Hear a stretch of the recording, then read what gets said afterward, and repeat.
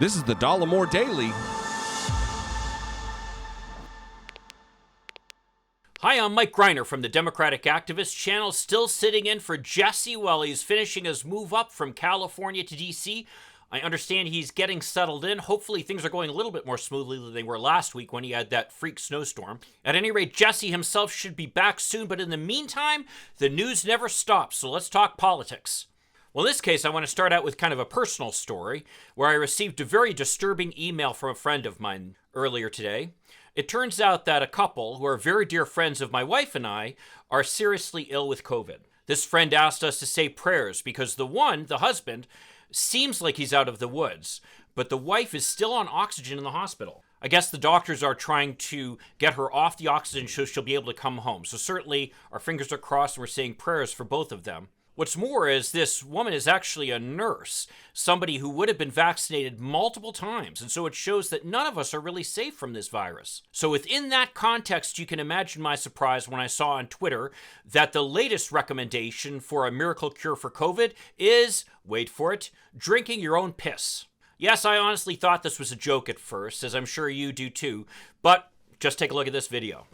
That it's very possible and probable we have the antidote, okay? And the antidote is even for those that have been vaccinated. And the research he's already sent me just blew me away, and they're going to tear me apart, but hey, they tear me apart all the time. And I've been practicing this for 20 years, and everybody's always said I'm cray-cray, and I am, but I'm crazy like a fox, okay? And guys, when I tell you this, please, take it with a grain of salt, but go do the research, okay? Because this is going to just be like, there's no way. But the antidote, and I'm going to kill my credibility. What credibility do I have anyway? So, hey, the antidote that we've seen now, and we have tons and tons of research, is urine therapy. Okay? And I know to a lot of you, this sounds crazy, but guys, God's given us everything we need. Okay? And I'm going to give you, again, I test and prove all things, okay? This has been around for centuries. We've got research after research, documented, peer-reviewed, published papers on urine. We do. We have this, okay? But they have been doing for the last 9 months now, and what he has right now is all anecdotal because, again, to put together a randomized double-blind placebo study with this is kind of tough, but I'm going to give you some stuff. I know the chlorine oxide was rough enough, but now drink urine. So yes, piss is the latest miracle cure for COVID. So next time you're taking a pee, make sure you keep your pee so that you're able to drink it later and help you avoid getting COVID, right? Now there I'm joking, of course. The point is, though, if we were looking for an example of an even more outrageous claim that can be made by the anti-vax crowd about the COVID relief, well, we've got it now. I mean, this one really takes the cake. After all, contrary to the studies that the vaccine police founder, Christopher Keyes, whose commentary you were seeing in that video, urine not only does nothing to cure you of COVID, I can't believe I have to say this, but it's actually not good for you. It turns out that there are actually typically bacteria in most urine. It is not as sterile as some people thought. And what's more, this is just an example of stuff your body's trying to get rid of. Basically, it's as if taking your garbage out the back door and then the next day bringing it back in so you can eat it. Well, the reality is this is just one more of the harebrained schemes that the anti-vax crowd have come up with for curing COVID.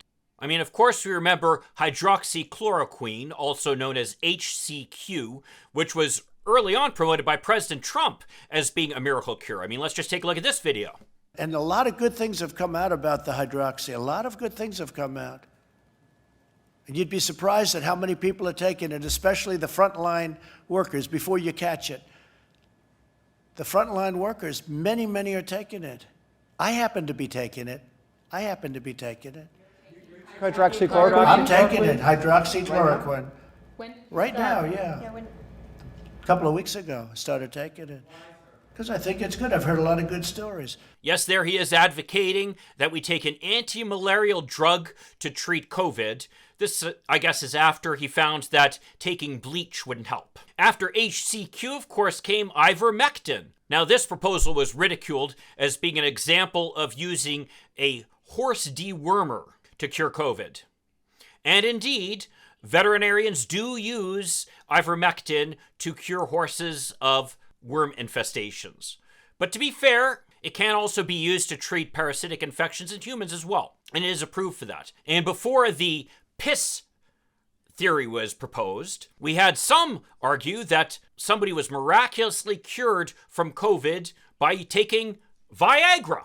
Now, scientists, being careful as they always are, we're quick to say that as of right now, they don't have evidence showing that Viagra does not work, but that research still needs to be done. And that's the problem with science, is in every case, more research needs to be done, while these people are out making these wild claims. Research, however, requires establishing a sample size where you can get a reasonable facsimile of the population you're trying to treat, and then creating control groups so you can kind of isolate the effect of the medicine from other psychological effects or other environmental effects that may also have an impact in curing the disease. Then scientists will statistically analyze the difference between the results that the control group are getting versus the results that the group that are being treated are getting. That takes time. And in the meantime, there can be all kinds of wild and crazy ideas being floated out there of, drink piss. Take Viagra. Take an anti-parasitic medicine, which is used, by the way, as a horse dewormer, or use hydroxychloroquine. But of course, once the science has actually found that none of these treatments work, and in many cases, they have severe, sometimes even deadly consequences, not to mention the fact that they take these treatments away from people who actually need them.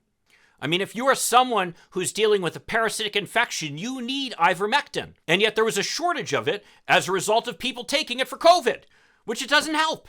But at any rate, once the scientists have come to these conclusions based upon actual research, by then the quacks have moved on with their new theories.